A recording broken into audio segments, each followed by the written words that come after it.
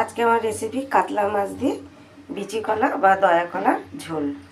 মাছে আমি স্বাদমতো নুন আর হলুদ দিয়ে মেখে নেব মাছটা। কড়াইতে আগের থেকে সর্ষের তেল গরম করে নিয়েছি। এবার আমি নুন হলুদ মাখা মাছটা দিয়ে দেব, দিয়ে ভেজে নেব। এবার বীজ কলাটা কীভাবে কাটতে হয় সেটা আপনাদের দেখাবো। একটু জল নিয়ে নিয়েছি, এর মধ্যে কিছুটা আটা, রুটি করার যে আটা সেটা নিয়ে নিলাম। গোটাটা কেটে নিলাম, পেছনটাও কেটে নিলাম, নিয়ে মাঝখান দিয়ে এইভাবে এটাকে ঘুরিয়ে কেটে নেব। কলাগুলো আমি ছুলে নিয়েছি, এর একটা মাঝখান দিয়ে ভাগ আছে, এই ভাগ সোজাসুজি কাটতে হবে। এই যে এইভাবে কলাটা আমি এইভাবে কেটে নিয়েছি।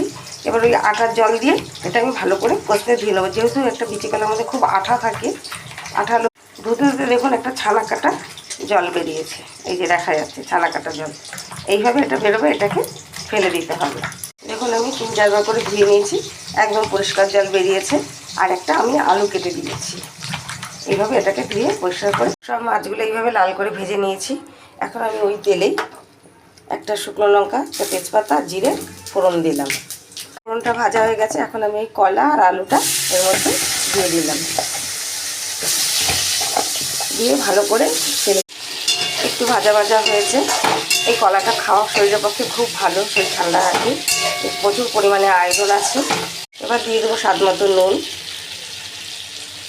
হলুদ গুঁড়ো আর জিরে ধনের গুঁড়ো। মশলাটা যাতে পুড়ে না যায় তার জন্য অল্প জল দেবো, দিয়ে কষিয়ে নেব। একটু কষাতে হবে মশলা কম। এটা সম্পূর্ণ কাঁচা লঙ্কার রান্না হবে, এতে আর কোনো মশলা যাবে না। ওই ধনে জিরের গুঁড়ো, নুন আর হলুদ আর কাঁচা। মশলাটা কষানো হয়ে গেছে, এবার আমি আন্দাজ মতো জল দিয়ে দেবো এটা সেদ্ধ হওয়ার জন্য। বিচি কলার ঝোলটা হয়ে এসছে, দেখুন আলুগুলো সেদ্ধ হয়ে গেছে, কলাটাও সেদ্ধ হয়ে গেছে। এখন আমি ভাজা মাছ আর কাঁচা লঙ্কা দিয়ে দিয়েছি, দিয়ে এবার এই লঙ্কাগুলোকে একটু এরকম করে গলে দেবো। এবার ঢাকনাটা তুলে দিচ্ছি। দেখুন মাছের ঝোলটা হয়ে গেছে। বিচি কলাটা 1 চামচ গোলমরিচ গুঁড়ো দিলাম, দিয়ে একটু ভালো করে নেড়ে এটা আমি নামিয়ে নিচ্ছি। কাতলা মাছ দিয়ে বীজ কলা বা দয়া কলার ঝোল রান্নাটা সম্পূর্ণ কমপ্লিট হয়ে গেছে।